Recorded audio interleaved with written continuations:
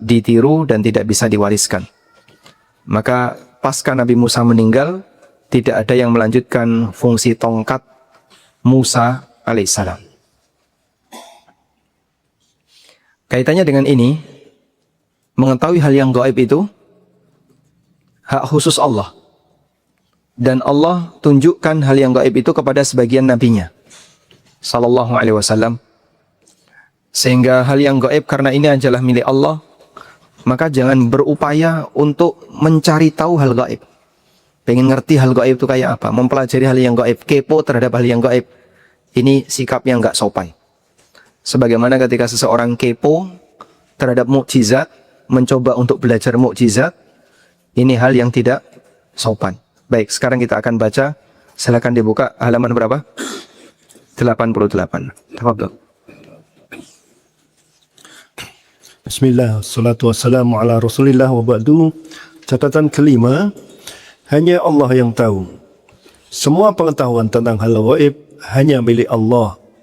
Dalam Al-Quran, Allah menegaskan hal ini melalui firman-Nya, "Qul la ya'lamu man fis samawati wal ardil ghaiba illallah."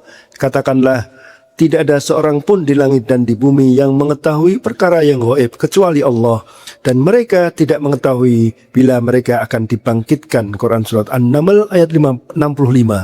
Al-Hafiz Ibnu Katsir menjelaskan, Allah Ta'ala memerintahkan Rasulnya Sallallahu Alaihi Wasallam untuk mengajarkan kepada semua makhluk bahwa tidak ada satupun makhluk di langit dan di bumi yang mengetahui hal gaib. Tafsir Ibnu Katsir. Karena itu, pada asalnya manusia tidak bisa mengetahui hal gaib mutlak kecuali melalui jalur wahyu. Dan tidak ada yang mendapatkan wahyu kecuali para utusan Allah, baik utusan dari kalangan manusia maupun malaikat. Allah berfirman, "Alimul ghaibi fala yudhiru ala ghaibihi ahada illa man irtada min rasulin fa innahu yasluku min baini yadayhi wa min khalfihi rasada." Dia adalah Tuhan yang mengetahui yang gaib, maka dia tidak memperlihatkan kepada seorang pun tentang hal yang gaib itu, kecuali kepada Rasul yang diridhoinya, maka sesungguhnya dia mengadakan penjaga-penjaga, yaitu malaikat di muka dan di belakangnya. Quran Surat Al-Jin ayat 26-27. Dalam ayat di atas, Allah menegaskan bahwa Allah tidak pernah membocorkan hal gaib itu kepada siapapun, kecuali kepada utusannya. Al-Hafidh Ibnu Katsir menegaskan, Allah lah yang mengetahui yang gaib dan yang nampak, dan Allah tidak menunjukkan ilmunya kepada siapapun di antara makhluknya, kecuali apa yang Allah sampaikan kepadanya. Karena itu Allah berfirman, "Fala yudhiru ala ghaibi ahada illa man irtada mir rasulin." Dia tidak memperlihatkan kepada seorang pun tentang yang gaib itu, kecuali kepada kepada Rasul yang diridhoinya. Dan ini mencakup Rasul dari kalangan malaikat dan manusia. Tafsir Ibnu Katsir, jika ada manusia biasa yang mengklaim tahu hal gaib, seperti tahu kondisi di alam kubur, tahu nasib seseorang, tahu tentang kondisi akhirat dan seterusnya, bisa kita pastikan bahwa dia pendusta. Baik, artinya bagian ini tidak mungkin ya. Tidak mungkin untuk dijangkau oleh manusia. Sehingga Bapak percaya nggak ada orang yang weruh sak durunge winarah? Nggak percaya. Karena tidak mungkin itu bisa terjadi. Seperti tahu masa depan, nasib orang. Terus apa lagi? Hal yang sifatnya gaib mutlak, yang itu hanya bisa didapatkan melalui jalur wahyu. Kalau ada orang yang mengklaim seperti itu, pastikan saja langsung dusta. Tapi kalau gaib yang sifatnya nisbi, diketahui oleh sebagian orang dan tidak diketahui oleh sebagian yang lain, diketahui oleh sebagian makhluk dan tidak diketahui oleh sebagian yang lain, memungkinkan nggak diketahui manusia? Mungkin, tapi caranya apa? Melalui jalur komunikasi. Kalau komunikasi dengan orang yang tahu, bisa. Misalnya, aku ngerti di rumahmu ada apa. Loh, kok kamu tahu dari mana? Tadi ibumu ngasih tahu aku, bapakmu ngasih tahu aku. Mungkin? Mungkin. Baik. Mungkin nggak orang itu tahu barang hilang? Aku tahu barang bapak yang hilang. Mungkin atau tidak? Hah? Mungkin atau tidak? Mungkin. Kenapa? Karena dia malingnya. Ya kan mungkin saja dia pelaku malingnya.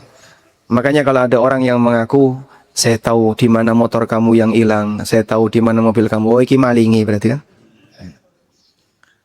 Atau dia ngapusi, bohong. Karena tidak ada orang yang punya kemampuan seperti itu. Kecuali jika dia dibantu oleh jin. Itu pun jin tidak punya pengetahuan mutlak terkait hal gaib. Dan nanti kita akan baca bahwasanya jin itu pada asalnya juga tidak tahu hal yang gaib. Baik. Jadi di catatan ini kita hanya ingin menegaskan kalau ada orang yang mengklaim tahu hal yang gaib, sudah Pak, nggak usah pakai lama-lama, pastikan dusta. Kalau ada orang menyampaikan hadis, mungkin masih perlu diteliti. Kira-kira hadis ini ada nggak peluang benernya. Tapi kalau bicara hal yang gaib, nggak perlu untuk diteliti, justru itu menjadi penanda kalau dia adalah pendusta. Selanjutnya kita baca yang keenam.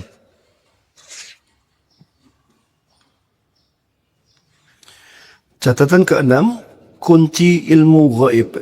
Nabi SAW juga menegaskan mengenai kunci hal gaib ada 5, di mana hanya Allah yang tahu. Dalam hadis riwayat Bukhari dan dari Ibnu Umar radhiyallahu anhu bahwa Nabi SAW bersabda, "Mafatihul ghaibi khamsun." Kunci hal gaib ada 5. Lalu beliau membaca firman Allah, "Innallaha 'indahu ilmus sa'ati wa yunazzilul ghaitha wa ya'lamu ma fil arhami wa ma tadri nafsun madza taksibu ghadan wa ma tadri nafsun bi ayyi ardin tamutu innallaha 'alimun khabir." Sesungguhnya Allah hanya pada sisinya sajalah pengetahuan tentang hari kiamat, dan dialah yang menurunkan hujan dan mengetahui apa yang ada di dalam rahim. Dan tiada seorang pun yang dapat mengetahui dengan pasti apa yang akan diusahakannya besok. Dan tiada seorang pun yang dapat mengetahui di bumi mana dia akan mati. Sesungguhnya Allah Maha mengetahui lagi Maha mengenal. Quran Surat Luqman ayat 34. Baik, coba kita koreksi sedikit ya. Jadi dalam bahasa Arab ada 2 kata yang berbeda. Ada miftah, taknya pendek. Ini artinya makhzan, gudang. Makhzan, storage, gudang ya. Ada miftah, taknya panjang. Ini artinya kunci. Kalau miftah, taknya pendek, ini bentuk jamaknya mafatih. Mafatihul ghaib. Kalau miftah, kunci, bentuk jamaknya mafatih. Mafatih, ada yaknya. Begini.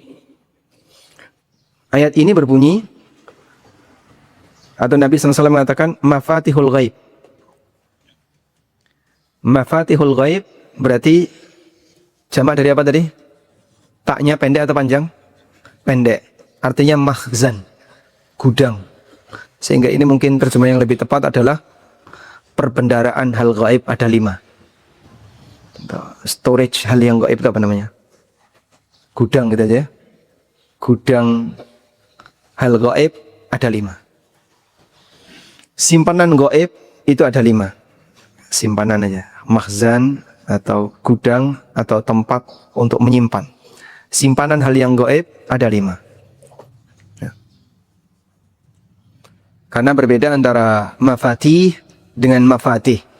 Dan teks hadisnya adalah mafatih, pendek. Dan juga disebutkan di ayat yang lain, Allah Subhanahu wa taala mengatakan wa indahu mafatihul ghaibi. Wa indahu mafatih. Seperti yang disebutkan oleh Allah di surat Al-An'am ayat 59. Wa indahu mafatihul ghaibi la ya'lamuha illa huwa. Dan hanya milik Allah mafatihul ghaib. Mafatih di sini apa artinya? Gudang-gudang hal yang gaib atau simpanan-simpanan hal yang gaib. La ya'lamuha illallah, la ya'lamuha illa huwa. tidak ada yang tahu kecuali Dia. Nah, selanjutnya Allah menyebutkan dalam ayat ini ada 5 hal yang kata Allah indahu, hanya miliknya. Innallaha indahu ilmus sa'ah, hanya milik Allah, di sisinya pengetahuan tentang hari kiamat, dan beberapa yang lain. Ada 5 hal yang disebutkan di ayat ini. Kita lanjutkan keterangannya. Hal gaib sangat banyak sekali, tidak hanya terbatas pada 5 perkara di atas. Dalam hadis di atas ditegaskan 5 hal gaib, mengingat 5 hal inilah yang paling sering diklaim oleh manusia. Catatan, ada yang mempertanyakan, bukankah dengan adanya teknologi, manusia bisa mengetahui sebagian dari 5 hal gaib di atas, seperti tahu isi rahim dan tahu perakiraan cuaca? Jawab, kita tidak mengingkari bahwa dengan teknologi, manusia bisa mengetahui isi rahim. Bahkan, bisa merekam gerakan bayi hingga denyut jantungnya. Manusia juga memprediksi jenis kelamin bayi. Namun yang diketahui manusia dengan teknologi itu belum semuanya. Teknologi USG tidak bisa mengetahui takdir sang janin, berapa jatah umur, berapa jatah rezekinya, termasuk bagaimana akhir hidupnya. USG tidak bisa menjangkau itu. Sementara perakiraan cuaca hanya perkiraan dan terbukti cukup sering meleset dari kenyataannya. Baik, alhamdulillah. Sehingga tidak ada pernyataan dalam Al-Quran yang menyalahi kebenaran. Kalaupun sekarang orang berani mengatakan teknologi akan ikut terlibat mengubah syariat, ini jelas salah ya. Karena berkaitan dengan hal gaib saja yang tadi sudah kita sebutkan, misalnya pengetahuan tentang hal yang ada di rahim, teknologi hanya bisa mengetahui sebagian, itu pun yang fisik. Sedangkan yang di luar kejadian fisik, manusia tidak bisa menjangkaunya. Kemudian kita beralih ke catatan ke-7. Catatan ke-7, mengakui hanya Allah yang tahu hal gaib, konsekuensi mengakui keesaan Allah. Saat kita mengakui keesaan Allah, kita juga harus mengakui semua sifat yang menjadi turunan keesaan Allah. Baik, Anda catat ini ya. Jadi mengakui keesaan Allah berarti harus juga mengakui semua yang menjadi turunan keesaan Allah. Karena mengakui sesuatu itu juga ada pengakuan turunannya. Mengakui ini, dan seterusnya. Sebagai contoh misalnya, kalau ada seorang istri tidak mau dinafkahi oleh suaminya, lebih senang dinafkahi oleh suami tetangganya, berarti yang terjadi apa itu, Pak? Ya, kalau ada seperti itu, kesimpulannya apa, Pak? Dia tidak mengakui suami. Saya mengakui kamu sebagai suami, tapi aku tidak usah dinafkahi oleh kamu, biar saya dinafkahi oleh suami sebelah saja. Misalnya kayak gitu gimana? Emosi nggak si lelaki ini? Kenapa emosi? Kan malah seneng duitnya rakelong. Hah? Nggak dianggap. Sehingga mengakui sesuatu ada beberapa pengakuan turunannya. Sebagai konsekuensi kau mengakui ini. Mengakui ini adalah anak. Maka ada hak anak nggak? Ada. Apa hak anak? Dapat jatah nafkah. Kemudian apa lagi? Berhak untuk mendapatkan warisan, berhak untuk mendapatkan pengakuan. Kamu saya akui sebagai anak, tapi kamu tidak berhak dapat warisan. Gimana itu? Tidak berlaku, karena berarti dia seperti tidak dianggap sebagai anak. Ketika kita mengakui Allah Maha Esa, bukan cuma meyakini Allah itu tunggal. Kalau itu iblis pun tahu. Iblis juga ngerti kalau Allah itu Esa. Tapi ada turunannya. Allah Maha Esa, lalu apa saja turunannya? Nah, kita lihat di sini. Apa saja turunan ketika kita mengakui Allah Maha Esa? Silakan. Seperti mengakui dialah satu-satunya yang menciptakan dan mengatur alam semesta. Mengakui dialah satu-satunya yang menghidupkan dan mematikan para makhluk. Mengakui dialah satu-satunya yang memberi rizki semua hambanya. Mengakui dialah satu-satunya yang bisa mengampuni dosa para hambanya. Termasuk mengakui dialah satu-satunya yang mengetahui hal gaib. Allah berfirman, "Qul la ya'lamu man fis samawati wal ardil ghaiba illallah." Katakanlah, tidak ada seorang pun di langit dan di bumi yang mengetahui perkara yang gaib kecuali Allah, dan mereka tidak mengetahui bila mereka akan dibangkitkan. Quran surat An-Naml ayat 65. Al-Hafidz Ibnu Katsir menjelaskan, Allah Ta'ala memerintahkan Rasulnya Sallallahu Alaihi Wasallam untuk mengajarkan kepada semua makhluk bahwa tidak ada satupun makhluk di langit dan di bumi yang mengetahui hal gaib. Tafsir Ibnu Katsir. Baik. Dari sinilah misalnya Pak, dari sekian pengakuan tadi, saya mengakui kalau Allah satu-satunya yang menciptakan. Aku juga mengakui Dia yang menghidupkan. Tapi aku tidak mengakui kalau Dia yang memberi rizki. Berarti gimana Pak? Hah? Aku mengakui Allah itu Esa. Aku mengakui Allah satu-satunya yang mencipta. Aku mengakui Allah yang mengatur. Tapi aku tidak mengakui kalau Dia satu-satunya tahu hal yang gaib. Berarti gimana? Ya cacat. Berarti kan? Pengakuan dia terhadap keesaan Allah jadinya apa? Cacat. Ketika pengakuan dia terhadap keesaan Allah itu cacat, berarti tauhidnya rusak. Dari sinilah kita bisa lihat kenapa orang musyrikin mereka disebut orang yang tauhidnya rusak. Allah Ta'ala berfirman menceritakan tentang kondisi orang musyrikin. Wala in sa'altahum. Ayat seperti ini banyak sekali. Wala in sa'altahum man khalaqas samawati wal ard. Kalau kamu bertanya kepada mereka, siapa yang menciptakan langit dan bumi? Wa sakhara syamsa wal qamar, dan yang mengendalikan matahari dan bulan. La yaqulunna Allah. Mereka akan menjawab Allah. Fa anna yufakun. Terus kenapa kalian dipalingkan sehingga mengakui Allah yang menciptakan, mengakui Allah yang mengendalikan alam, tapi tidak mengakui satu-satunya Allah yang berhak disembah. Penyimpangan orang musyrik di mana? Dia tidak mau menyembah hanya kepada Allah. Dan seperti ini banyak dalam Al-Quran. Sehingga kata kunci wala in sa'altahum ada di surat Al-Ankabut. Kemudian di ayat yang lain juga sama. 63. Wala in sa'altahum man nazzala minas sama'i ma'a fa ahya bihil arda min ba'di mautiha la yaqulunna Allah.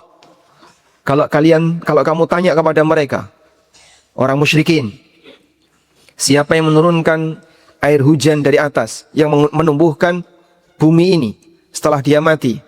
La yaqulunna Allah. Mereka akan menjawab Allah.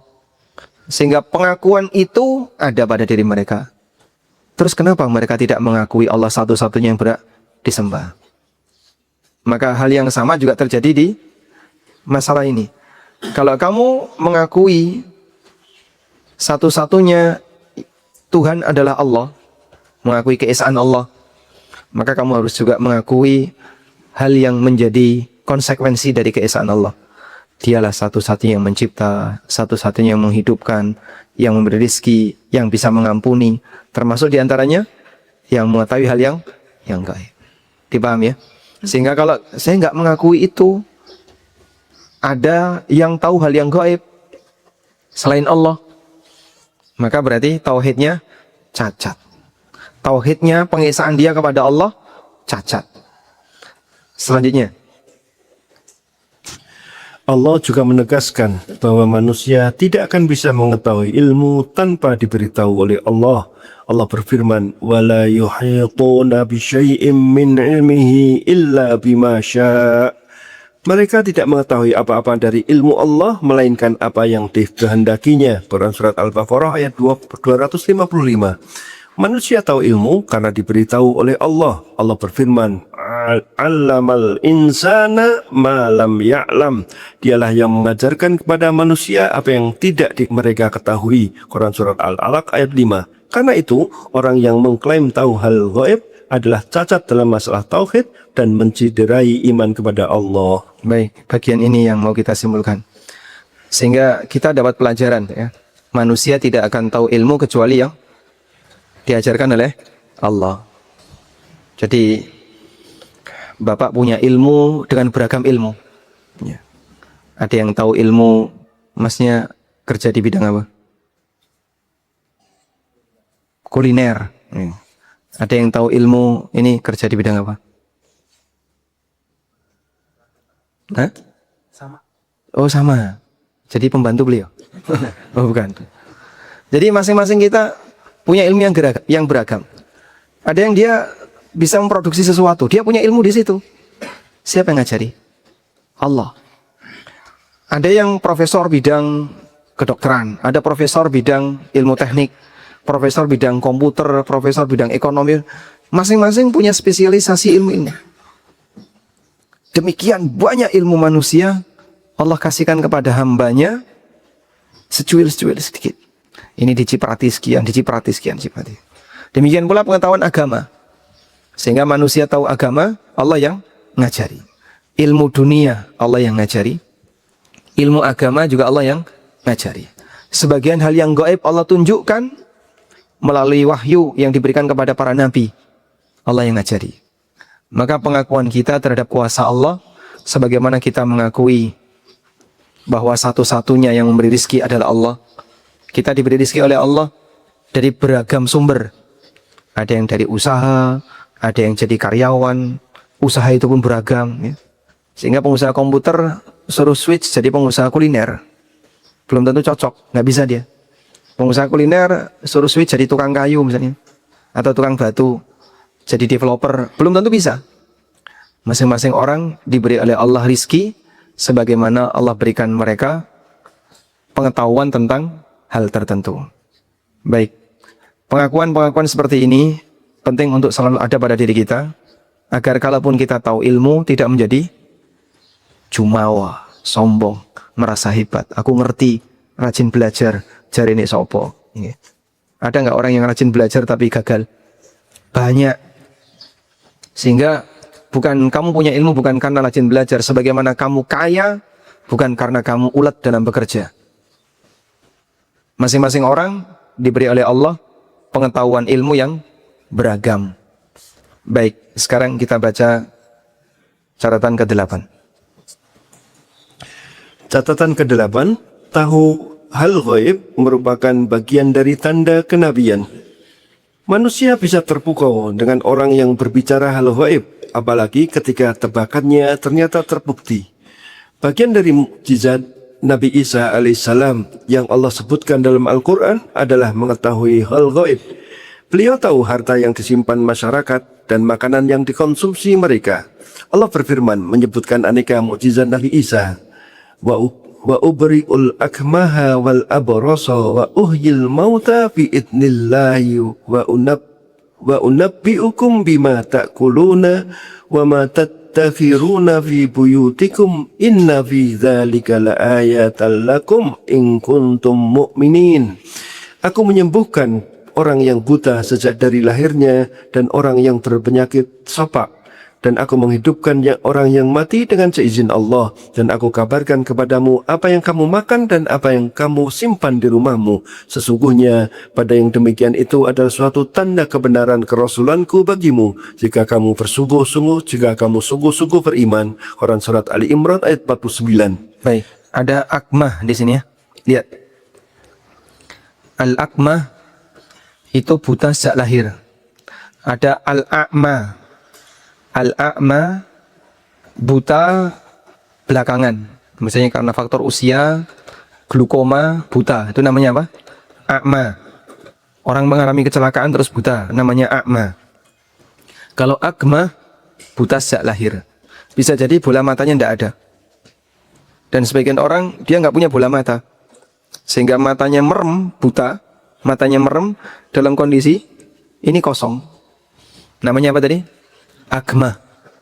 Kemampuan Nabi Isa, wa ubri'ul akmah. Aku bisa menyembuhkan akmah. Kalau akmah bisa disembuhkan, apalagi akmah. Tapi ini mukjizat. Sehingga mustahil bisa ditiru oleh manusia, karena ini bagian dari keistimewaan Nabi Isa alaihissalam dengan diusap. Yang sebelumnya buta, nggak punya bola mata, jadi punya bola mata dan bisa melihat. Ya, kalaupun manusia kan transplantasi misalnya ya, dan prosesnya panjang. Dan beliau juga bisa uhyil mauta, menghidupkan yang telah mati, biiznillah. Sehingga orang yang sudah mati diusap oleh Nabi Isa, hidup, bicara, mati lagi. Itu khusus atau mukjizatnya Nabi Isa alaihissalam. Wa unabbi'ukum bima ta'kulun, aku bisa ceritakan tadi bapak makan apa di rumah. Wa ma tadakhiruna fi buyutikum, dan apa yang kalian simpan di rumah kalian. Dan manusia tidak punya kemampuan seperti ini. Andaikan punya kemampuan seperti ini, aku tahu simpanan kalian semua. Jadi di atasnya itu ada saldo gitu ya, tertulis di atas kepala masing-masing. Oh, saldonya ini sekian, saldonya ini sekian.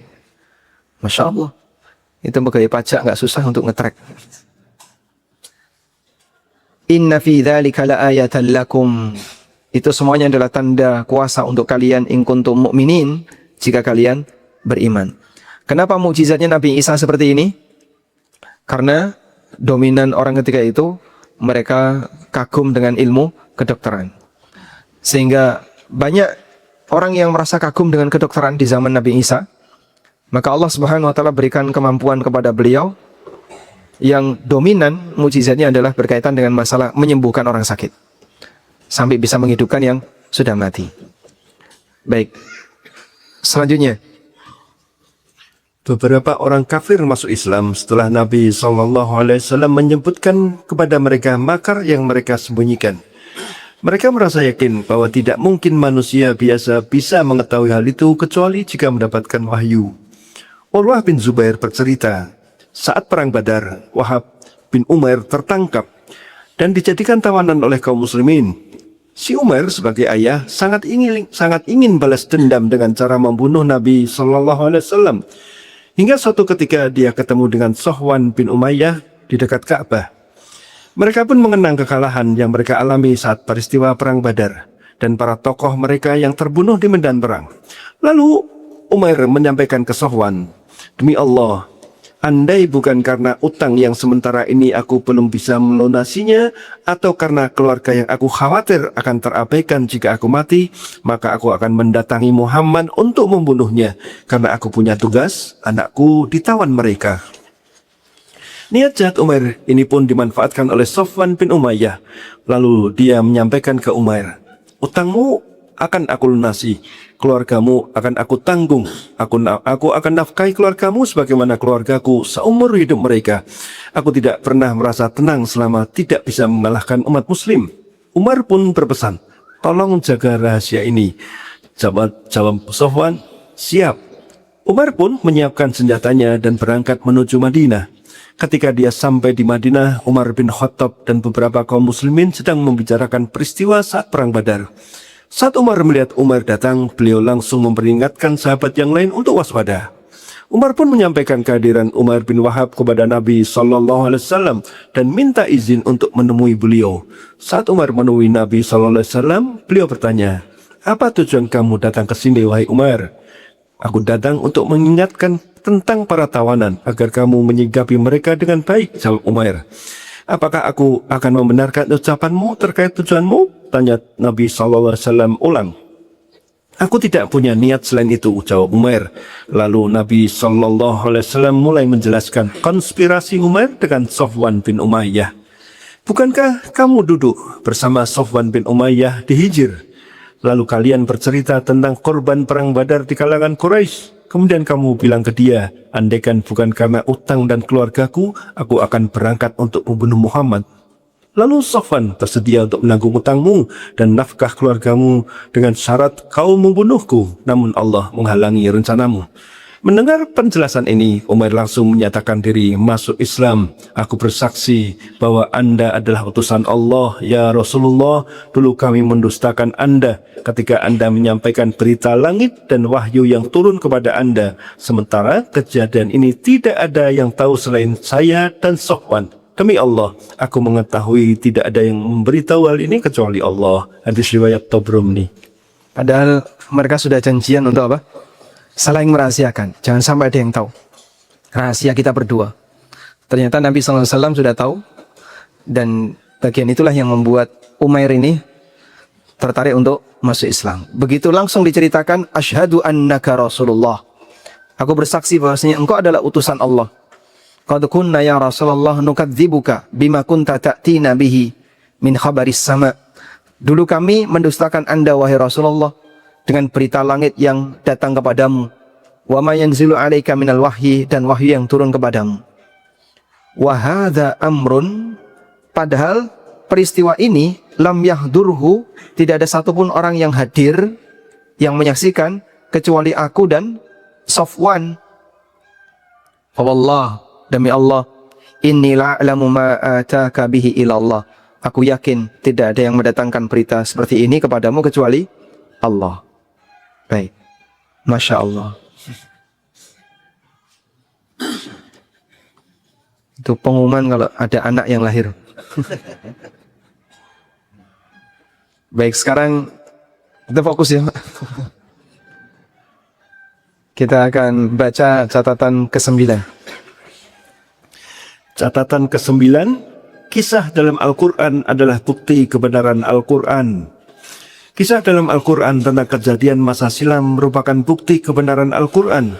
Karena saat kejadian itu berlangsung, Rasulullah SAW belum ada di muka bumi.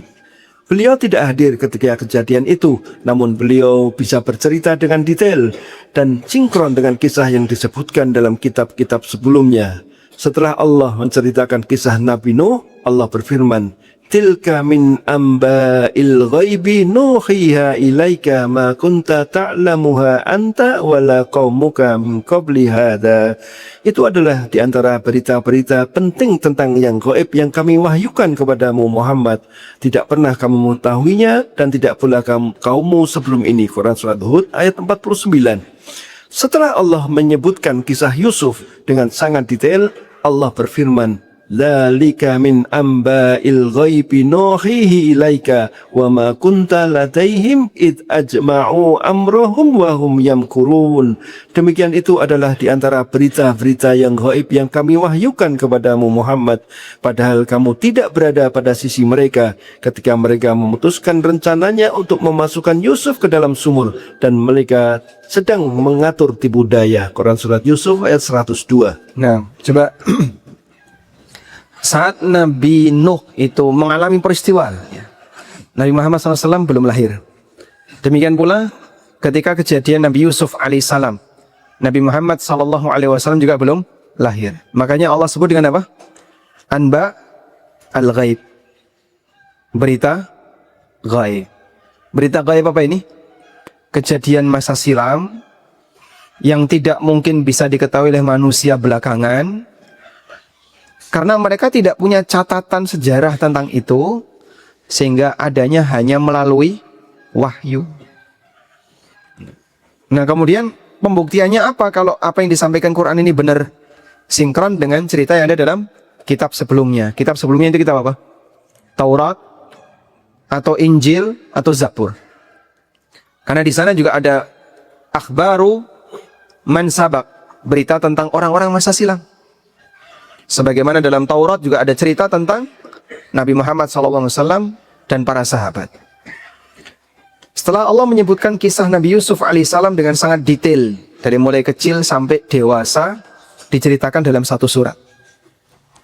Lalu Allah mengatakan, "Dzalika min amba'il ghaib." Itu adalah berita gaib. Dan demikian seterusnya. Sehingga di sini kita bisa melihat bagaimana Allah Subhanahu wa taala menyebut kisah itu sebagai hal yang gaib.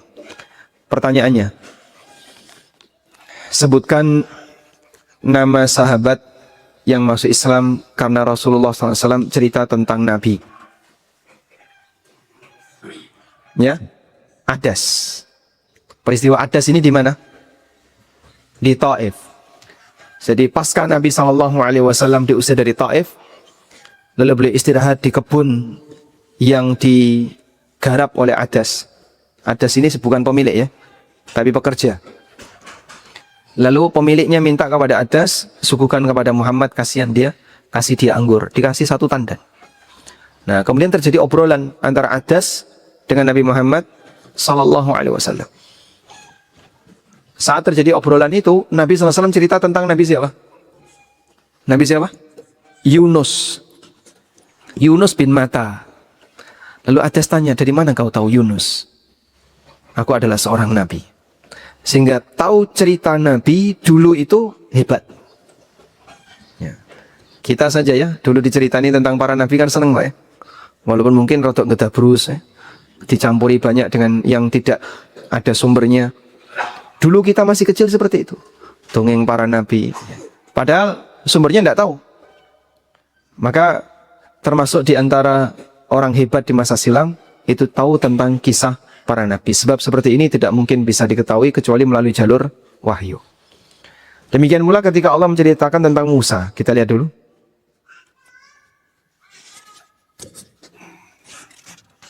Ketika Allah menceritakan tentang Nabi Musa, Allah berfirman, "Wa ma kunta bijanibil gharbiyyi id qadaina ila Musal amra wa ma kunta minasyahidin." Dan tidaklah kamu Muhammad berada di sisi yang sebelah barat ketika kami menyampaikan perintah kepada Musa, dan tidak pula kamu termasuk orang-orang yang menyaksikan. Quran surat Al-Qasas ayat 44.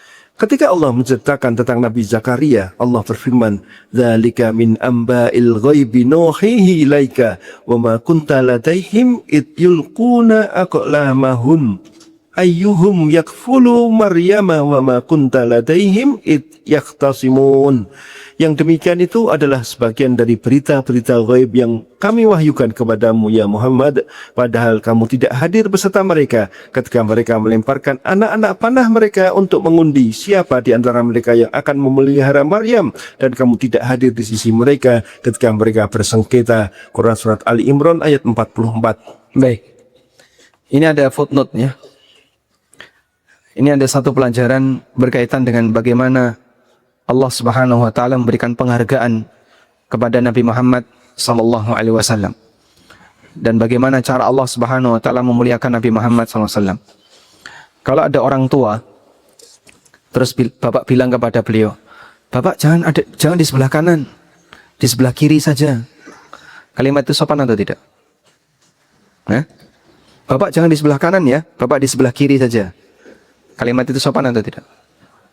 Tidak. Kenapa? Karena ungkapan kiri itu memberi kesan kurang bagus. Bapak jangan di sebelah kanan, di sebelah kiri saja. Ini kurang bagus. Misalnya, kamu jangan di atas, di bawah saja. Bagus enggak? Sopan enggak itu? Enggak sopan. Kenapa? Karena terkesan merendahkan. Sudah? Sehingga bahasa itu memuat kesan. Bahasa memuat kesan. Dah. Bapak jangan di atas, Bapak di bawah saja. Mengesankan apa? Enggak sopan. Tapi lain halnya kalau kalimatnya Anda ganti. Jangan di sini Pak, di situ saja. Kata sini sama situ sama atau beda? Setara. Sehingga mau sini dan situ itu setara. Bapak jangan di sini, Bapak di situ saja. Sehingga kalau kita nyuruh seseorang, kamu jangan di atas, di bawah saja. Dengan kamu jangan di situ, kamu di sini saja. Sama atau beda? Beda. Sekarang kita lihat ya. Allah Subhanahu wa taala menceritakan tentang di mana posisi Musa mendapatkan wahyu. Sehingga nanti kita akan lihat betapa Allah memilih kata dalam Al-Qur'an itu sangat indah. Allah menyebutkan bahwa Musa mendapatkan wahyu di Gunung Tur, di posisi kanan. Allah sebut min janibit turil aiman, di sisi sebelah kanan dari Gunung Tur. Allah memberikan wahyu kepada Musa di sisi sebelah kanan dari Gunung Tur. Di ayat yang lain Allah juga mengatakan, "Ya Bani Israel, qad anjaynakum min aduwikum wa wa'adnakum janibat turil aiman." Wahai Bani Israel, kami telah menyelamatkan kalian dari musuh kalian, dan kami mengambil janji kalian di sebelah kanan dari Bukit Tur. Dah. Nabi SAW menceritakan semua kejadian itu dengan sangat detail sebagai bukti kalau beliau adalah orang yang mendapatkan wahyu. Dan itu dibenarkan oleh Bani Israel. Bani Israel punya catatan sejarah tentang bagaimana leluhur mereka dulu di zaman Musa. Yang leluhur mereka dulu di zaman Musa pernah mengambil janji di atas Bukit Tur, dan Allah sebut di sebelah kanan. Lalu ketika Allah hendak membuktikan kebenaran Nabi Muhammad SAW sebagaimana para nabi yang lain, kamu tidak hadir di situ, tapi kau bisa menceritakan. Allah tidak mengatakan wa ma kunta bijanibil aiman, kamu tidak ada di sebelah kanan Gunung Tur. Oh, berarti dia di sebelah kiri. Memberi kesan apa? Memberi kesan apa? Kurang sopan. Gitu ya. Sehingga kalau Allah mengatakan kepada Nabi Muhammad SAW, ini kan kejadiannya di Gunung Tur sebelah apa? Kanan. Kalau Allah mengatakan, kamu tidak ada di sebelah kanan Gunung Tur, oh, berarti Muhammad nggak layak di sebelah kanannya. Muhammad layaknya di kirinya. Memberi kesan negatif. Karena itu ketika Allah Subhanahu wa Ta'ala hendak mengatakan bahwa Nabi SAW tidak ada di situ, Allah mengatakan, wa ma kunta bijanibil gharbi. Wa ma kunta bijanibil gharbi. Engkau tidak berada di sebelah barat Gunung Tur. Engkau tidak berada di sebelah baratnya Gunung Tur. Karena kejadian itu ada di sebelah barat. Dan Allah sebut di sebelah kanan. Sebelah barat disebut kanan, berarti ngelihatnya dari utara. Maka sudut pandang untuk melihat sesuatu itu dari utara. Dan wallahu alam, fitrah manusia mengatakan utara itu diungkapkan dengan atas. Sehingga kalau kita nyebut ke utara, petanya gambarnya kemana, Pak? Atas atau bawah? Atas. Utara itu atas. Ketika Allah mengatakan sebelah kanan, kanan itu dilihat dari mana? Dilihat dari timur, barat, selatan, utara. Di ayat yang lain Allah mengatakan, wa ma kunta bijanibil gharbi. Engkau tidak berada di sebelah barat. Berarti lihatnya dari utara. Rasulullah SAW dimuliakan oleh Allah. Ketika Allah hendak mengatakan, kamu tidak ada dalam peristiwa itu, dan peristiwa itu ada di sebelah kanan yang Bukit Tur, Allah tidak berfirman, kamu tidak berada di sebelah kanannya Bukit Tur. Karena kalau kalimatnya seperti ini, memberi kesan negatif. Tapi Allah firmankan, kamu tidak berada di sebelah baratnya Bukit Tur. Kalau masalah barat, timur, utara, selatan kan tidak ada nilai baik dan buruk. Rumahmu di mana? Selatannya masjid. Rumahmu di mana? Belakangnya masjid. Sama atau beda? Nah? Sama atau beda, Pak? Beda. Kenapa, Pak? Sama. Kesannya sama atau beda? Rumah. Kamu ada di mana rumahmu? Timurnya masjid. Dengan belakangnya masjid. Sama atau beda? Beda. Beda ya? Memberi kesan yang berbeda. Ini tergantung dengan dari mana cara pemilihan kosakata. Demikianlah cara Allah Subhanahu wa taala. Sehingga Allah Subhanahu wa taala mengatakan, "Wa ma kunta bijanibil gharbi." Engkau tidak berada di sebelah barat gunung itu. Allah tidak berfirman, kamu tidak ada di sebelah kanan gunung itu, karena ini akan memberikan kesan yang buruk. Dan Masya Allah ya, fitrah manusia itu terkadang tidak bisa dibohongi. Walaupun yang melakukannya orang kafir sendiri. Kita tidak tahu siapa yang ngajari kalau peta itu utara ditaruh atas, selatan ditaruh bawah. Sehingga arah pandang dari atas. Maka saat melihat arah pandang dari atas, Allah nyebut sebelah barat di posisi kanan. Sehingga ketika Allah mengatakan Nabi Musa alaihissalam mendapatkan wahyu di sebelah kanan gunung, di ayat yang lain Allah mengatakan wa ma kunta bijanibil gharbi, engkau tidak berada di sebelah baratnya gunung. Nah, nuansa kalimat ini berbeda. Kalimat satu, kamu tidak berada di sebelah kanan gunung itu. Kalimat dua, kamu tidak berada di sebelah barat gunung itu. Walaupun tujuannya sama, untuk menyatakan bahwa kamu tidak ada di sana saat kejadian itu, namun kalimat pertama memberi kesan negatif. Karena kalau kamu tidak berada di sebelah kanan, akan memberi kesan berarti kamu di sebelah kirinya. Sementara kanan lebih mulia daripada kiri. Rumahku di sebelah kiri masjid. Berarti apanya masjid? Hah? Rumahku di sebelah kiri masjid, berarti apanya masjid?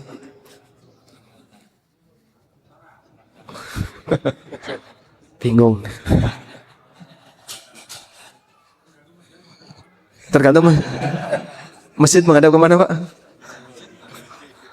Kalau ada pernyataan rumahku di sebelah kanan masjid, itu berarti apa? Utara, selatan, timur, barat.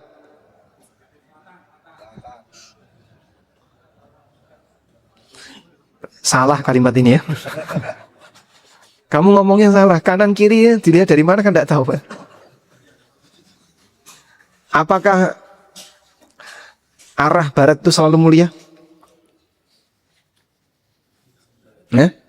Arah barat itu mulia? Mulia atau tidak? Tidak. Kenapa? Mungkin ya, kalau orang Indonesia arah barat itu mulia. Kenapa? Kiblat. Ya nanti kalau dia tinggal di Suriname kan menghadapnya ke timur. Berarti arah mulianya timur. Milih mana? Ke barat-baratan atau ke timur-timuran? Kalau arah kiblat kita sepakat mulia, maka disebut Ra'sul Jihah. Pemimpin segala arah adalah kiblat.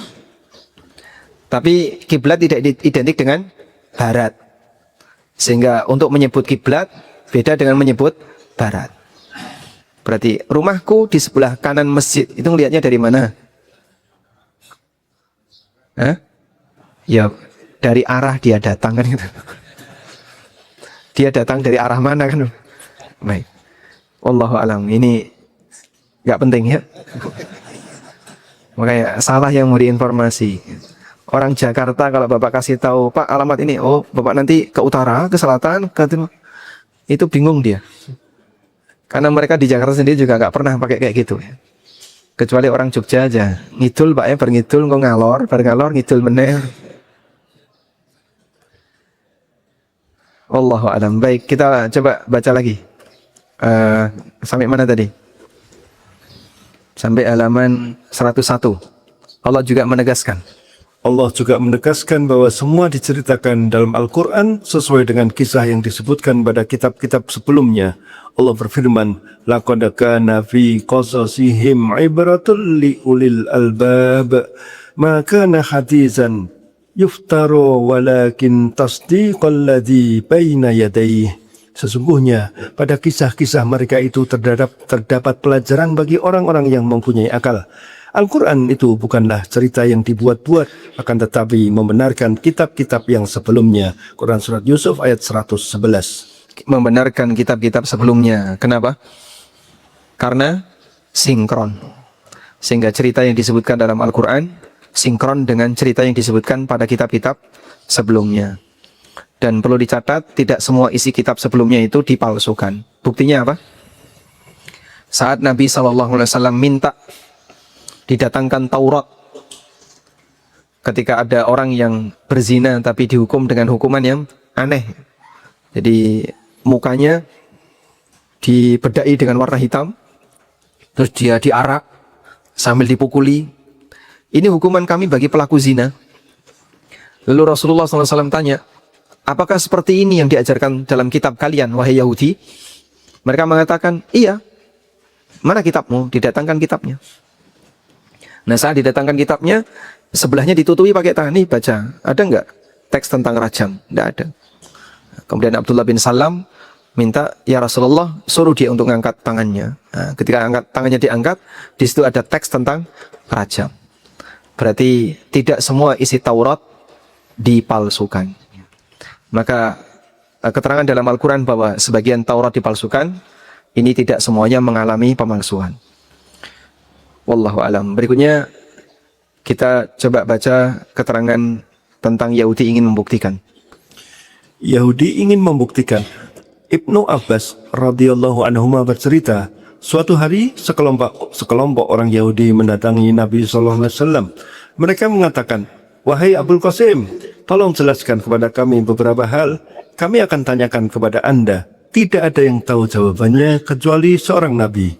Beliau pun bersabda, saluni amma syi'tum walakin ij'alu li zimmatallahi wa ma akhadha Yaqubu alaihi salam ala bani la in haddatsukum syai'an fa'araftumuhu la tutabi'unni alal islam.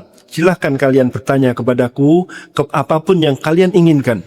Namun kalian harus memberi jaminan dengan sumpah kepada Allah seperti janji yang diambil Yakub kepada anak-anaknya bahwa jika saya bisa menjawab dengan benar, kalian harus mengikutiku untuk masuk Islam. Mereka pun menyanggupi. Lalu orang Yahudi itu bertanya 4 hal kepada Nabi Sallallahu Alaihi Wasallam. Yang pertama, makanan apa yang diharamkan Israel untuk dirinya sendiri sebelum diturunkan Taurat? Yang kedua, seperti apa mani lelaki dan mani perempuan? Dan bagaimana bisa menjadi anak laki-laki? Yang ketiga, bagaimana kondisi Nabi yang ummi ketika tidur? Yang keempat, siapa yang menjadi wali Anda di kalangan malaikat? Dan semua bisa dijawab oleh Nabi Sallallahu Alaihi Wasallam. Namun Yahudi tetap tidak mau masuk Islam setelah mendengar bahwa wali Nabi Muhammad Sallallahu Alaihi Wasallam menjawab pertanyaan yang keempat, bahwa wali beliau di kalangan malaikat adalah Jibril. Para Yahudi anti Jibril dan itu dijadikan alasan untuk tidak masuk Islam. Hadis riwayat Ahmad Nasai dan disahihkan Ahmad Syakir. Baik. Di sini kita tambahkan catatan. Seperti janji yang diambil Yakub kepada anak-anaknya. Bapak kasih tanda nomor 1 gini ya. Nah, apa janji yang diambil Yakub kepada anak-anaknya?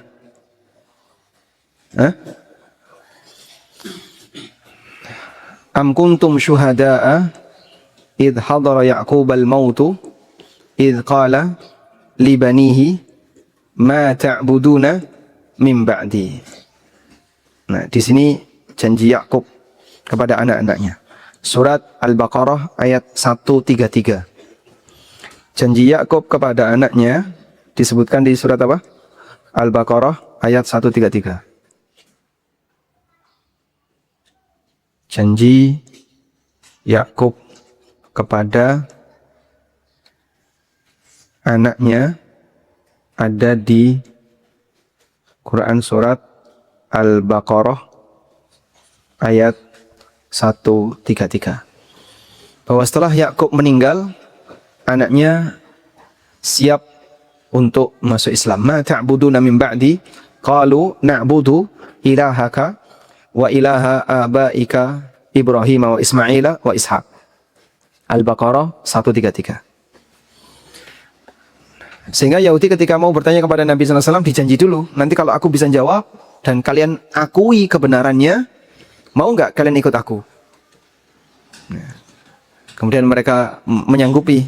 Mereka pun menyanggupi hal itu. Pertanyaannya 4 ini ya. Makanan apa yang diharamkan oleh Israel untuk dirinya sendiri sebelum diturunkan Taurat? Allah Subhanahu wa taala mengatakan, "Kullu ta'ami kana hillal li bani Israila illa ma harrama Israilu ala nafsi min qabli an tunazzalat Taurah." Di surat Ali Imran ayat 93.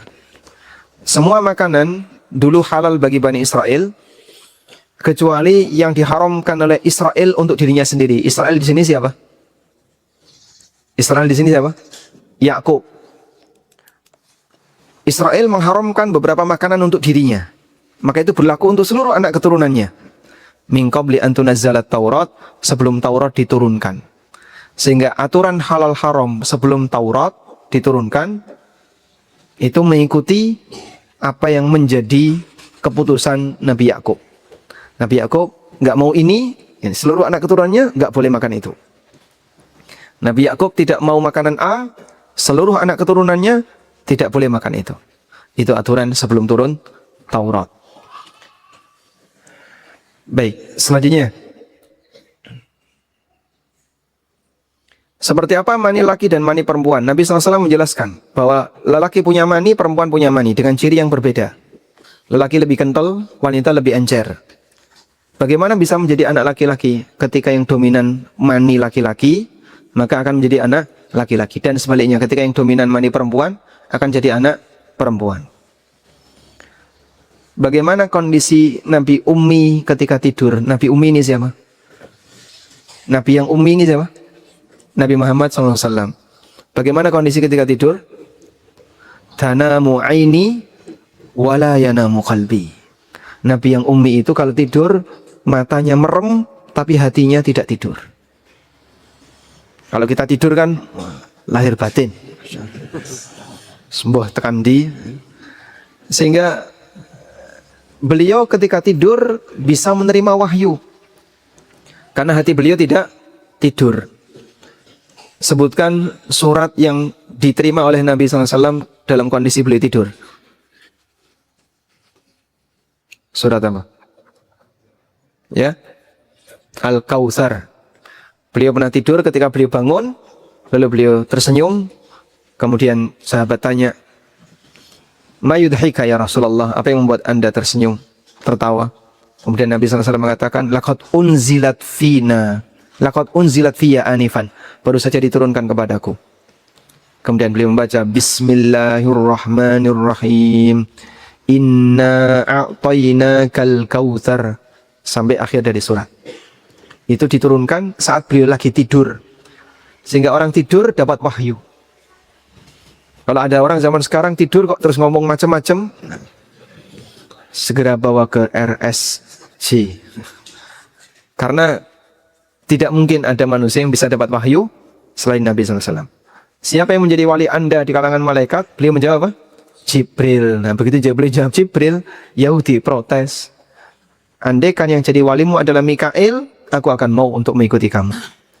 Hingga Allah Subhanahu wa taala turunkan, ya, "Man kana aduwan li Jibrila wa Mikala fa innallaha aduwwun lil kafirin." Siapa yang menjadi musuh bagi Jibril dan Mikail, Allah adalah musuh bagi orang-orang kafir. Baik, sehingga sudah dijawab tapi tetap tidak mau beriman. Golek-golek alasan.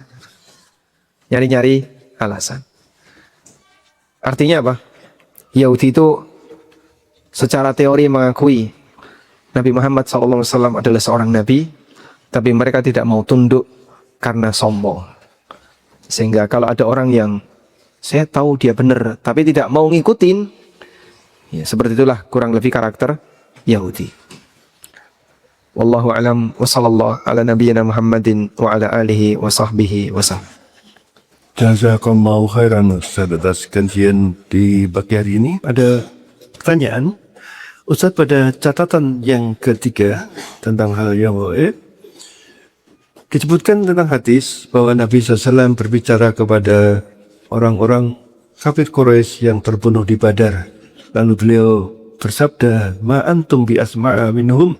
Yang tidak lebih mendengar daripada mereka. Apakah ini dalil bahwa orang yang mati bisa mendengar? Betul, itu salah satu di antara dalil orang mati bisa mendengar. Tapi di buku ini tidak kami bahas. Ini dibahas di buku Bila Ku Mati. Kalau Anda punya buku Bila Ku Mati, nanti bisa baca di bab tentang peristiwa atau keadaan di alam barzah. Salah satunya adalah apakah mayit itu bisa mendengar orang yang hidup ataukah tidak. Dan dalam hal ini masuk dalam ranah perbedaan pendapat di kalangan para ulama. Kesimpulan yang disampaikan oleh Syekhul Islam, bahwa mayit terkadang bisa mendengar dan terkadang tidak bisa mendengar. Seperti orang yang hidup. Buat dengar suara saya enggak? Enggak dengar? Hah? Yang belakang? Nah. Orang yang hidup saja seperti itu. Yang hidup bisa mendengar, bisa tidak mendengar. Saya bicara, mikrofon saya matikan, yang belakang nggak dengar. Tapi terkadang bisa mendengar ketika mikrofonnya nyala. Nah, Syekhul Islam membuat kesimpulan, apakah mayit bisa mendengar suara orang yang hidup? Sama seperti yang hidup, terkadang bisa mendengar, terkadang tidak bisa mendengar. Allah bukakan sehingga dia bisa mendengar, terkadang Allah halangi sehingga mereka tidak bisa mendengar. Karena mereka sudah berada di alam yang berbeda. Maka karena berada di alam yang berbeda, dua alam ini bisa saling terkoneksi di bagian yang Allah izinkan terkoneksi. Dan di bagian yang tidak Allah izinkan terkoneksi, ya tidak akan terjadi koneksi. Alam dunia kita, ya, alam barzah mereka. Dan mereka berada di alam barzah. Bisa nggak kita terkoneksi dengan mereka? Caranya gimana, Pak? Kita ngirim doa bisa nggak? Bisa. Terkoneksi. Sehingga Bapak berdoa kepada Allah, Allahumma gfir li fulan. Sampai kepada fulan. Allahumma gfir untuk liwalidai, untuk kedua orang tuaku, untuk nenek kakekku, buyut-buyutku yang muslim sampai kepada mereka, terkoneksi. Tapi kalau Anda teriak-teriak di samping kuburan, apakah mereka dengar, Pak? Ya kita tidak tahu, karena hukum asalnya gaib. Dan hukum asalnya gaib, kita hanya bisa memberikan jawaban berdasarkan dalil. Terus kapan mereka mendengar dan kapan mereka tidak mendengar, ikuti sebagaimana yang disebutkan dalam dalil. Maka mayit bisa mendengar suara sandal orang-orang yang mengiringinya ketika mereka semua meninggalkannya. Sehingga saat kita berada di kegelapan kuburan sendirian, dalam keadaan terbungkus kain kafan, ditutup dengan kayu, diuruk dengan tanah, terus mereka pergi, kita bisa mendengar gedebak-gedebuk suara kaki tadi. Sekarang saya sendirian, semua sudah pulang. Barulah kemudian datang malaikat Mungkar Nakir. Lalu malaikat itu akan bertanya kepada si penghuni kubur, sebagaimana yang ditegaskan dalam banyak hadis sahih. Nah, Yang berikutnya Ustaz, bolehkah biro umroh menuliskan atau menyebutkan klausa harga sewaktu-waktu bisa berubah, sehingga walaupun jamaah sudah membayar lunas, namun bisa ada perubahan harga sehingga dibebankan kepada jamaah lagi? diperbolehkan ada klausa seperti itu, tapi nanti jamaah juga punya pilihan untuk lanjut atau mundur, sehingga berimbang. Biro umroh memberikan pilihan, ada peluang terjadi perubahan harga, tapi di posisi yang sama nanti jamaah juga punya pilihan antara lanjut atau mundur. Di sini yang disebut dengan hak khiyar syarat. Adanya kesepakatan untuk lanjut atau membatalkan akad berdasarkan ketentuan yang mereka inginkan. Sehingga misalnya setelah bayar, lalu karena klausa tadi tiba-tiba ada penambahan. Ini ada penambahan, kena cas biaya aftur misalnya, atau kena cas biaya apa, ini karena ada biaya perang jadi sekian. Aku ramai perang kok kan balik biar mah. Ya ini iuran untuk perang. Nah terus ditambahkan biaya tertentu. Jamaah juga punya hak untuk, kalau begitu saya nggak jadi. Sebagaimana travel punya hak untuk membuat harganya bisa fluktuatif, jamaah juga punya hak untuk melanjutkan atau mundur. Wallahu a'lam. Seandainya harganya turun, kenapa harus mengembalikan? Seandainya harganya turun, apakah travel harus mengembalikan? Pada asalnya tidak harus, ya. Karena ketika harga itu turun, ya, travel itu kan sudah memberikan harga fix sekian. Kemudian pada saat harga turun, berarti kulaan dia yang lebih murah. Kecuali kalau di situ ada pernyataan poin kenaikannya. Jika nanti ada perubahan harga BBM, maka akan diinfo. Perubahan itu kan bisa naik, bisa turun. Aftur murah, kok ternyata maskapai juga nggak mengembalikan jas dari jamaah. Katanya kan sekarang aftur murah. Benar gak? Yang mana orang Pertamina? Ya padahal dulu waktu aftur naik, mereka bilang ini untuk kenaikan BBM. Ketika BBM-nya turun, mereka nggak mengembalikan. Ya ini pengkhianatan. Ya bentuk pengkhianatan tuh. Nah, kamu ketika ngomong aftur naik dikenakan cas. Sekarang afturnya turun nggak dikembalikan kan? Karena kenaikannya kan disebabkan karena faktor itu. Ketika faktor itu sudah hilang, seharusnya dikembalikan. Wallahu a'lam. Wallahu ta'ala alam. Demikian. Semoga apa yang kita bahas ini bermanfaat. Wassallallahu ala nabiyyina Muhammadin wa ala alihi wa sahbihi wa sallam. Wa akhiru da'wana alhamdulillahi rabbil alamin. Wassalamualaikum.